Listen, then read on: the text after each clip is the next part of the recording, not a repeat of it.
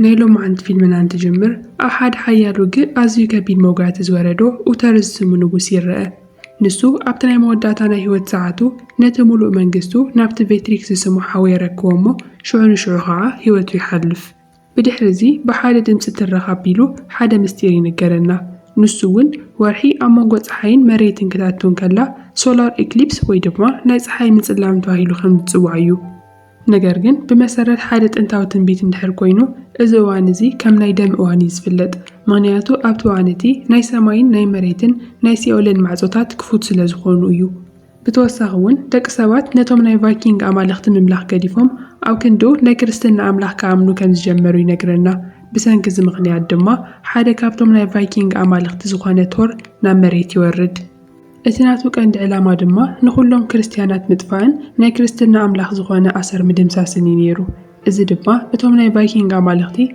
ندقنا عالم نغاز واصل زدلي إيو كم زغبر زحسب زلو كاو غزيلو تور مستناتو بتاي كوينو نا حدا منجست خوات زحير رأى أو دما نقولهم ساعات نايت كريستنا أملاح متقعتي في تسمالهم مو نا حدا بيتا كريستيان قاعاتي أو شتأث بيتا كريستيان نزنبرو نقولهم سوات ببحادة مسكتلهم أو تقات مساوة تغميتو زنارة حدا ميداليا وستو إز ميداليا زي ناي سماي ناي مريتن ناي سيولين معزوتات ناي مغفات عاوي حيل نيرويو دهرز في الزامة تورن حدا سوعي أم مسكال بمسكال نتبوتا قديفو يخيد كاوزو صينا بخالي قاسقعا أو حدا جاكا دبنا على نمسلو إيريك نستوى على من إسين فالد إيريك كوروت نحيلو مسفري استوى على أملاح كعير راخر نسو دما تورنا مريت لزوردة عاوي عنواتي متخم زرلو ينقرو فري كم زورون دحر كوينو تورن دق سوات مولو بمولو نمدمساس كبل نتوم ناي سماي مريتن ناي سيولين المعزوتات كخافتوم يدللو سلازي إيريك زغبره جيرو زغفلو واغا غفيلو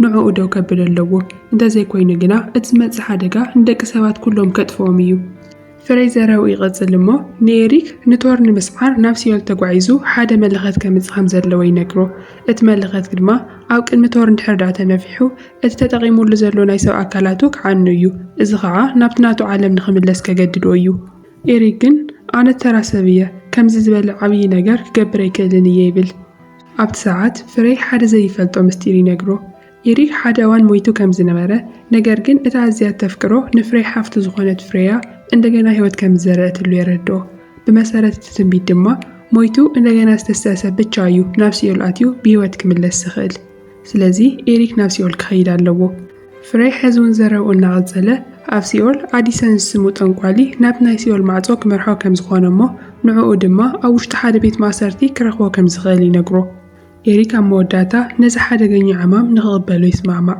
بدحرزي إيريك نابتنا يقول عنا تعاركو زخانة ماريا يخيدمو جلوه كم زدلو ينقرو ماريا دما نتا جلوه قديمو كم زشتا نقرقن بغاليك تحاورو كم زغالي نقرو حزي كلت يوم كوينوم كالي جلوه كالوشو سلازلوهم إيريك ون ماريا حيزوه بحادة يخدو دحرز توسانا قعزو كلت يوم حادة سرقلا الزور زنارو ديرخومو نغوستو ميلمنوه دحر بزوح لمنا خعا اتبعال سرقلا أموداتا يسمعما أبتنا يقعزوهم أوانجن أوش تتسرقلا زغيرم ناي أوات دمسي سمعو سلازي نتسرقلا كخفتوون كلو ينجز سمو سب أوشتي كم سورة عزي رخوو إيريك نتسرقلا زواري بسيفنا فارحو نينج نغفتحومو مسؤوم نغتصبرون يقددو قولو تاني حقنا نتسرقلا زواري مساعر تخوينو متقعدي تتزملهم إيريك نقجلو أنجن بحوار بمكالغال نغلهم كتيلهم وميخدو درس توسنو ساعات اتوم جوجله كلاوس تسمو سبنا وزوننو حدا هوتيل يمصو كلاوس نيريك ناي قدم فتاوي ايو نيرو إيريك بزعوات تنقالي زبال زلو أديساني حتىمو كلاوس دما قال حدقنيات سبات كم زجاويون حيزوموون كم زخدون يقلزلو بتوسق أول إيريك نوعو كرخوا كم زخيل يزارب إيريك زم السمعة نتغ قوروز دل زلو سرح زيادة حيل المركب كل توسق سبات كمل مليوسن أبتوتيل نزنبرو نقول لهم سبات دما عاويلو أنا نز عالم زي كابت حالة جنياتور كدحنو يزوي كسلخو مسايكس انبرز دلي سوغانا سب دما بحاقوس قبلويه يولم نز أواجز مسامعو نماري حاويسو بزوحات سوات نابتنا إيريك كان تاخص انبري وسالو أبتواني تدما فرياز سما حند جغنا قوال نستيتي تواقايتون نيريك نمحقاز نابت بوتات مدزق إيريك مجمريا مسرايا أوز سرح زي دك أنستيو أيد ليانانيا بموالك نزقاي فتن يغون انبر اتزنبر خونتات تغيرو كلهم بحوار نابتا مركبي سكالو ክላውስ ንኤሪክ ካሊእ መማረፂ ከም ዘይብሎም ስለ ዘረድኦ እዩ ኤሪክ ንፍርያ ናብቲ ጋንታ ከእትዋ ዝተገደደ። ኣብቲ ሰዓት እሱ ቶር እውን ኤሪክ ንዕኡ ንምግጣን ናብኡ ገጽ ይግስግስ ከም ዘሎ ይፈልጥ እሞ ንዕኡ ደው ከብሎ ክብል ምስ ገለ ነገስታት ብጾቱን ኮይኑ ጉዕዞ ይጅምር። በቲ ካልእ ወገን ድማ ኤሪክን እታ ጉጅልኡን ኣብ መወዳእታ ናብቲ ኣዲሰን ተዓጺሉ ዝነበረ ቤት ማእሰርቲ ይበጽሑ። ኣብኡ ድማ እቶም ሓለውቲ ወታደራት ሽዑ ንሽዑ መጥቃዕቲ ይስንዝሩሎም። ኣብ መንጎ ክልቲኦም ወገን ከዓ ሓያል ባእሲ ይለዓል። ዕድል ኮይኑ ኤሪክን እቶም ጉጅልኡን ነቲ ውግእ ብዓወት ይዛዝምዎ። ኣብ መወዳእታ ድማ ኤሪክ ናይቲ መራሒ ወታደራት ጎረርኡ ብሰይፊ ብምቑራጽ ይቐትሎ። ድሕሪ ዝፍጻመ ኤሪክን ፍርያን ናብቲ ኣብ ውሽጢ ኣብ ሓጺን ተኣሲሩ ዝነበረ ንኣዲሰን ንምርካብ ይኸዱ። ኤሪክ ምስ ረኸቦ ናብኡ እናቐረበ ናብቲ ናይ ሲኦል ማዕጾ እንድሕር ደኣ መሪሕዎ ካብቲ ቤት ማእሰርቲ ነፃ ከውዝኦ ከም ዝኾነ ይነግሮ። ኣዲሰን እውን በቲ ሓሳብ ስለ ዝተስማዕምዐ ኤሪክ ካብቲ እስራቱ ይፈትሖ። ብድሕሪ እዚ እቶም ጉጅለ ነቶም ኣብቲ ውግእ ዝመቱ ጀጋኑ ብጾቶም ክብርን ዝኽርን ብምሃብ ስንብታ ይገብሩሎም እሞ ጉዕዞኦም ናብቲ ናይ ሲኦል በሪ ይቕጽሉ። ንሳቶም ካብቲ ቦታ ምስ ረሓቑ ድሕሪ ዝተወሰነ ሰዓታት ቶር ምስ ናቱ ጉጅለ ናብቲ ቦታ ይበጽሕ። ካብቶም ዝሞቱ ወታደራት ኤሪክ ንኣዲሰን ሒዝዎ ከም ዝረሓቐ ምስ ፈለጠ ድማ ብጣዕሚ ይናደድ። ንጽባሒቱ ኣዲሰን ንኹሎም ሰባት ናብ ማእኸል እቲ ዓብዪ ውቅያኖስ ሒዝዎም ይኸይድ እሞ ናይ ሲኦል ማዕጾ ኣብ ትሕቲ ተዓሚቕ ባሕሪ ከም ዝርከብ ይነግሮም። ሽዑ ኤሪክ ንኻልኦት ኣዕርኽቱ ኣብታ መርከብ ንኽጽበይዎ ንሱ ግና ናብ ውሽጢ ናብቲ ማይ ይሰጥም። ናብ ማእኸል እቲ ውቅያኖስ ምስ ወረደ ድማ ኣብ መወዳእታ ናብቲ ናይ ሲኦል መእተዊ ማዕጾ ይበጽሕ። እቲ ናይ ሲኦል ዓለም ኣዝዩ ዘሰንብድን ዘፈርሕን እዩ ነይሩ። ኤሪክ ኣብኡ ሰበረስ ዝስሙ ነቲ ማዕጾ ዝሕሉ ዓብዪ በዓል 3 ርእሲ ዘለዎ ኣራዊት ደቂሱ እንከሎ ይሪኦ። ብምስጢርን ብህድኣትን ቀስ እናበለ ናብ ውሽጢ ከኣትን ከሎ ግና ብዙሓት ናይ ሙታን መናፍስቲ ብሃንደበት መጥቃዕቲ ይስንዝሩሉ እሞ ኣብ ዙርኡ እውን ይኸብዎ። በቲ ቅጽበት እቲ ንኤሪክ ናይ ወላዲ ቦ መንፈስ ብሃንደበት ተገሊጹ ነቶም መናፍስቲ ብምስጓግ ንኤሪክ ካብ ሓደጋ የድሕኖ። ኤሪክ ነቡ ኣብ ውሽጢ ሲኦል ብምርኣዩ ብጣዕሚ ይስንብድ እሞ ንስኻስ ኣብ ገነት ክትከውን ነይርካ ከመይ ኢልካ ኣብዚ ቦታ ዝተረኺብካ ኢሉ ይሓቶ። ኣቦኡ ድማ እዚ እቲ ምድሪ ከለኹ ዝፈጸምክዎ ናይ ሓጢኣት መቕጻዕቲ እዩ ብምባል ይምልሰሉ። ካብኡ ቀፂሉ ከዓ እቲ ቀደም ፈጺሙ ክነግሮ ዘይከኣለ ሓደ ምስጢር ከም ዘሎ ይነግሮ።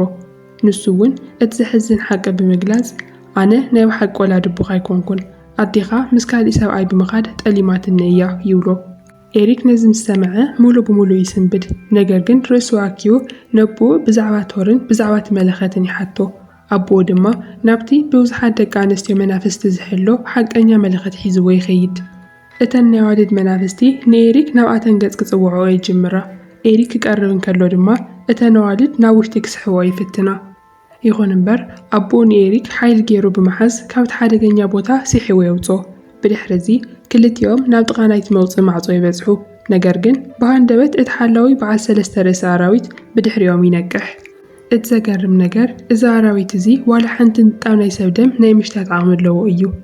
ሽዑ ትኹረት ናይቲ ኣራዊት ንምስራቅ ክብል ንኤሪክ እውን ንምድሓን ናይ ኤሪክ ኣቦኡ ናቱ ደም ኣብ ኣካላቱ ይለኪ።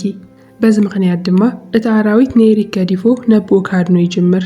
ኤሪክ በዚ ኣጋጣሚ ተጠቒሙ ካብቲ ናይ ሲኦል ዓለም ብሰላም ኣምሊጡ ይወፅእ። ንሱ ናብታ መርከብ ተመሊሱ ምስ በጸግና እቶም ብጾቱ ንዕኡ ብሂወቱ ብምርኣዮም ብጣዕሚ ይሕጎሱ። ብድሕሪ እዚ ኤሪክን ጉጅሉን ነቲ ዝመጽእ ዘሎ ሓያል ውግእ ዝኾኑ ወታደራት ንምእካብ ናብቲ ቤተ መንግስቲ ገጾም የምርሑ። በቲ ቅጽበት እቲ ገሊኦም ሰባት ብባሕሪ ብጀልባ ይመጹ። ካብኣቶም ድማ እቲ ናይ ኤሪክ ናይ ቀደም እሙን ወታደሩ ዝነበረ ኦላፍ ዝተባሃለ ወታደር ይርከቦም። ኦላፍ ንኤሪክ ብምርኣዩ ብጣዕሚ ተሓጎሰ እሞ እቲ ንኤሪክ ሓዊ ቬትሪክ ነቲ መንግስቲ ሙሉእ ንሙሉእ ከም ዘዕነዎ ይነግሮም። ብሰንኪ እዚ ምኽንያት ድማ ኦላፍ ኣብቲ ቤተ መንግስቲ ዝነበሮ ስራሕ ገዲፉ ከም ዝወፀ ይገልጽ። ይኹን እምበር ሕዚ እውን ምስጢራዊ መንገዲ ተጠቒሙ ናብ ውሽጢ ቤተ መንግስቲ ከእትዎም ከም ዝኽእል ይነግሮም። ኤሪክ በቲ ሓሳብ ይስማዕማዕ እሞ ካልኦት ኣብ ውሽጢ ከኣቱ ኦላፍ ግና ንፍርያ ንክሕልዋን ንክንከባኸባን ይነግሮ። ኣብ ውሽጢ እቲ ቤተ መንግስቲ ቬትሪክ ንኤሪክ ብሂወት ብምርኣዩ ብጣዕሚ ይስንብድ። ንሱ ንኤሪክ ቁልጭ ኣቢሉ ንስኻ ነዚ መንግስቲ እዚ እንደገና ንምውሳድ መፂኻ እንድሕር ኮንካ ብጣዕሚ ኢኻ ተጋጊኻ፣ ብጣዕሚ ኢኻ እውን ኣርፊድካ። ኣነ ነዚ መንግስቲ እዚ ካብ ዝለዓለ እዋን ሃፍታም ገይረዮ ኣለኹ፣ ፈጺመ ድማ ንዓኻ ሕሊፈ ይበካኒ እየ ይብሎ። ኤሪክ ግና እናተረጋግዐ ንሱ ወታደራት ክልምኖ ብቻ ከም ዝመፀ ቬትሪክ እንድሕር ኣብይዎ ግና ብሰላም ገዲፍዎ ክኸይድ ምዃኑ ይገልጸሉ። ቬትሪክ ብጭካነ ብሂወት ክትወፅእ ክፈቅደልካ ኣይክእልን እየ፣ እቲ ካልኣይ ወራሲ ናይዚ መንግስቲ እዚ ብሂወት ክነብር ክፈቅድ ኣይክእልን እየ ይብሎ። እዚ ተዛሪቡ ድማ ንኤሪክን ንኹሎም ቶም ምስኡ ዝነበሩ ብጾቱን ይኣስሮም። ኣብቲ እዋንቲ ኦላፍ ንፍርያን ነቶም ካልኦትን ቬትሪክ ንኤሪክ ከም ዝኣሰሮ ይርድኦም። ንሳቶም ድማ ዝምሰምዑ ሽዑ ንሽዑ ንዕኡ ንምድሓን ናብቲ ቤተ መንግስቲ ጎዮም ይኣትዉ። ኣብቲ ሰዓት እቲ ጠንቋይ ላዲሰን ነቲ ናቱ ፍሉይ ናይ ጥንቆላ ሓይሊ ተጠቒሙ ነቲ ሙሉእ ቤተ መንግስቲ ብትኪ ከም ዝመልእ ይገብሮ። ፍርያን ያንግን ድማ ነቲ ዝተፈጠረ ናይ ጽልግልግ ታዋን ተጠቒሞም ንብዙሓት ወታደራት ብቐሊሉ ይቐትልዎም። ኣብ መወዳእታ ድማ ናብ ውሽጢ ጉድጓድ ቤት ማእሰርቲ ብምእታው ንኤሪክን ንብጾቱን ይፈትሕዎም። ብድሕሪ እዚ ኤሪክን እቲ ጉጅሉን ንቬትሪክ ኣብ ቅድሚኡ ይቆሙ እሞ ቶር ንዓኻ ንምሕጋዝ እንታይ ክበካ እዩ ተስማዕሚዑ ኢሎም ይሓትዎ። ናይ ቬትሪክ መልሲ ብትዕቢት ቶር ንዕኡ ክሕግዞ እንድሕር ደኣ ኮይነ እቲ መለኸት እንድሕር ደኣ ሂበዮ ዓብዪ ነገር ንኽበኒ ቃላት ይለየሎ ኢሉ ይምልሰሎም። ቬትሪክ እዚ ምስ ተዛረበ ንኤሪክን ንብጾቱን እንደገና ከዓ ይኣስሮም። ቁሩብ ጸኒሑ ግን እቲ ጠንቋይ ላዲሰን ነቲ መለከት ሒዝዎ ይመጽእ እሞ ናብ ቬትሪክ የረክቦ። ቬትሪክ ድማ ነቲ መለኸት ምስ ተቐበለ ብዓብዪ ሓጎስ ይምላእ። ብድሕሪ እዚ ናይ ቬትሪክ ወታደራት ንኤሪክን ነቶም ካልኦትን ሒዞምዎም ክወፁ ይጅምሩ። ነገር ግን እቶም ወታደራት ብምስጢር ንኤሪክ እሙናት ዝነበሩ እዮም። ንሳቶም ንኤሪክ ኣይትጨነቕ ምስኻ ኮይኖም ዝቃለሱ ተወሳኺ ወታደራት ክንእክብ ኢና ክብሉ ቃል ይኣትውሉ። ካብኡ ድማ ንኤሪክን ንብጾቱን ካብቲ ቤተ መንግስቲ ብሰላም ከም ዝሃድሙ ይገብርዎም። ንጽባሒቱ ብዙሓት ወታደራት ናብ ናይ ኤሪክ ኣንፈት ከም ዝተጸንበሩ ንቬትሪክ ዝሕብሩሉ ልኡኻት ይመጹ። ነገር ግን ኤሪክ ሕዚ እውን ብሂወት ከም ዘሎን እቲ መለኸት ድማ ምሳቶም ከም ዘየለን ምስራዩ ብጣዕሚ ይስንብዱ። በቲ ካልእ ወገን ድማ ኤሪክ ምስ ቶር ንምውጋእ ብዙሓት ነገስታትን ሰራዊቶምን ይእክብ። ኣብቲ እዋን እቲ ቁፅሪ ዘይብሎም ናይ ጸላ ወታደራት እውን ምስ ናይ ኤሪክ ሰራዊት ንምግጣም ይዳለዉ። ቁፅሮም ድማ ካብ ናይ ኤሪክ ሰራዊት ብኣስታት 5 እጥፊ ዝዓበየ እዩ ነይሩ። ኤሪክ ንኹሎም ብጾቱ ብምልዕዓል ብምሉእ ትብዓቶም ክዋግኡ የተባብዖም። በቲ ናቱ መተባብዒ ዘረባ ተደፋፊኦም ድማ ኩሉ ሰብ ብጽኑዕ ውሳነ ንድሌት ውግእ ይዳሉ። ሽዑ ንሽዑ ዓብይን ጨካንን ውግእ ይግበር። ካብ ክልቲኡ ወገን ድማ ብዙሓት ተዋጋእቲ ይቕተሉ። ኣብ ውሽጢ እቲ ናይ ጽልግልግ ታዋን ቶር ነቲ ናይ ኤሪክ ኣቦ ዝቐተለ ባዕሉ ናቱ ናይ ቀረባ መማኽርቲ ዝነበረ ሰብ ይቐትሎ። ካብኡ ድማ ቶር ባዕሉ ምስ ኤሪክ ንምውጋእ ናብቲ ቦታ ይመጽእ። ቶር ናብ ኤሪክ ቀሪቡ እቲ መለኸት እንተዘይሃለወካ ንዓኻ ኸጥፈካ ይኽእል እየ ይብሎ። ድሕሪኡ ከዓ ሓደ ዝሰንብድ ሓቂ ይግደሉ። ንስኻ ብሓቂ ናተይ ወደይ ኢኻ፣ ኣዴኻ ምሳይ ምስጢራዊ ፍቕሪ ነይርዋ እዩ። ኣብ ውሽጢ መትንታትካ ዝውሕዝ ዘሎ ደም ናተይ እዩ። ምሳይ ተጸንበር እሞ ብሓባር ኮይና ንዓለም ክንገዝኣ ኢና ይብሎ። ኤሪክ ነዚ ምስ ሰምዐ ሙሉእ ንሙሉእ ይድንዝዝ። ነገር ግን ምስ ቶር ንምጽንባር ከዓ ብቆራጽነት ይኣቢ እሞ ኣብ ክንድኡ ተመሊሱ ክዋግኦ ይጅምር። ነገር ግን ዕድል ኮይኑ ቶር ብፍጥነት ንኤሪክ ይስዕሮ። ኣብቲ ከቢድ ሰዓት ማርያ ያንግን ፍርያን ንዕኡ ንምሕጋዝ ይመጹ እሞ ኩሎም ብሓባር ኮይኖም ናብ ቶር መጥቃዕቲ ይስንዝሩ። ይኹን እምበር ካብኣቶም ሓደ እኳ ኣብ ቅድሚ ናቱ ዓብዪ ሓይሊ ደው ክብል ዝኽኣለ ሰብ ኣይነበረን። ቶር ንኤሪክ ንምቕታል ናብ ቅድሚት ክመጽእ እንከሎ ፍርያ ንኤሪክ ንምድሓን ኢላ ብሃንደበት ኣብ ቅድሚኡ ደው ትብል። ናይ ቶር ሰይፊ ድማ ንኣካላታ ሰንጢቑ ይሓልፍ። ኤሪክ ነዚ ምስ ረኣየ ልቡ ይስበር እሞ ብዓብዪ ቁጥዐ ተመሊኡ እንደገና ናብ ቶር መጥቃዕቲ ይስንዝር። ኣብቲ እዋን እቲ ኤሪክ ላዕለዋይ ኢድ ይረክብ። ናይ ቶር ሞድሻውን ተጠቒሙ ንዕኡ ናብ ርሑቕ ይድርብዮ። ሽዑ ንሽዑ ከዓ ኤሪክ ነቲ መለኸት ይነፍሖ። ነገር ግን ዘገርም ኮይኑ ምንም ነገር ኣይተፈጠረን። በቲ ቅጽበት እቲ ናይ ቶር መማኽርቲ ተገሊጹ እቲ ናይ ገጹ መሸፈኒ ማስክ የልዕሎ። ንኹሉ ሰብ ዘሰንበለ ድማ ንሱ ባዕሉ እቲ ኣምላኽ ዝተባሃለ ፍሬ እዩ ነይሩ። ኤሪክ ሙሉእ ንሙሉእ ይደናገጽ። ፍሬ ድማ ነቲ ሓቀኛ ሓቂ ከግድህሉ ይጅምር። ንሱ ከምዚ ይብል፣ ኣነ ብዛዕባ ቶር ሙሉእ ብሙሉእ ሓሲብካ እየ ነይረ። ብሓቂ እኳ ዳስ ቶር ነቶም ናይ ሰማይን መሬትን ናይ ሲኦል ማዕጾታት ንምኽፋት 3 ነገራት የድልይዎ ነይሮም። እቲ ኣብ ምድሪ ዝተረኸበ ቅዱስ ሜዳልያ፣ ናይ ቶር ሞዶሻ፣ ከምኡውን እቲ ካብ ሲኦል ዝመጸ መለከት እዮም። እዞም 3 ነገራት ብሓባር ምስ ዝእከቡ ብቻ እዩ እቲ ምስጢራዊ ማዕጾ ክኽፈት ዝኽእል። ኣነ ዝሓሰብካ ምኽንያት እቶም ናይ ቫይኪንግ ኣማልኽቲ ነዚ ዓለም እዚ ንዘለኣለም ክገዝእዎ ስለ ዝደለኹ እየ ይብሎ። ኤሪክ እዚ ምስ ሰምዐ ኩሉ እቲ ኣብ መእተው ዘካየዶ ዓብዪ ጻዕሪ ብተንኮል ዝተወጠነን ንዕኡ መሳርሒ ዝገበረን ከም ዝነበረ ይግንዘብ። ነገር ግን ብሃንደበት ኣብቲ ሰማይ ሓደ ዓብዪ መእተው ማዕጾ ይኽፈት እሞ ንቶር ናብ ውሽጡ ክስሕቦ ይጅምር። እንታይ ይግበር ከም ዘሎ ሓደ ሰብ እኳ ዝተረድኦ ሰብ ኣይነበረን። በቲ እዋን እቲ ጠንቋይ ላዲሰን እቲ ናይ ሓቂ መለኸት ሒዝዎ ይመጽእ። ንሱ ድማ ቀዲሙ ናይ ፍሬ ክሕደት ይጠራጠሮ ከም ዝነበረ ይግድ። ብሰንኪ እዚ ምኽንያት ድማ እቲ ቅድሚ መዓልታት ንቬትሪክ ሂብዎ ዝነበረ መለኸት እቲ ትኽክለኛ ካብ ሲኦል ዝመጸ ዘይኮነስ ፎርጂት ዘይሰርሕ መለኸት እዩ ነይሩ። ሽዑ ንሽዑ ከዓ እቲ ሰማይ ዝተፈጠረ ማዕጾ ንቶር ብሓይሊ ስሒቡ ናብቲ ሰማያት ሒዝዎ ይርሕቕ። እቲ ሓያል ውግእ ምስ ተወድአ ድማ ኤሪክ ናብታ ናይ መወዳእታ ናይ ህይወት ትንፋስ ትንፍስ ዝነበረት ፍርያ ይቐርብ። ኣብቲ ሰዓት ንሳ ብሕሹኽሹኽታ ምሳኻ ብምዃነይ ብሓቂ ሕጉስቲ ገይሩኒ እዩ፣ ኣብ ኩሉ ትገብሮ ነገራት ከዓ ክትዕወት ተስፋ ይገብር ትብሎ። ፍርያ እዚ ኢላ ምስ ተዛረበት ህይወታ ትሓልፍ።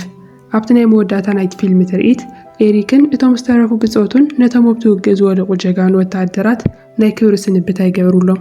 በዚ ስምዒታዊ ፍጻሜ ድማ እቲ ፊልም ናይ መወዳእቱ ይኸውን። ክሳብ መወዳእታ ስለ ዝተኸታተልኩምኒ የመስግነኩም። ነዚ ናይ ፊልም ሪካፕ እንድሕር ዳ ፈቲኹምዎ ላይክ ብምግባር ቻናልና እውን ሳብስክራይብ ብምግባር ከምዚኦም ዝበሉ ታሪኻትን ናይ ፊልም ሪካፓትን ተኸታተሉ። ይቕኒለይ።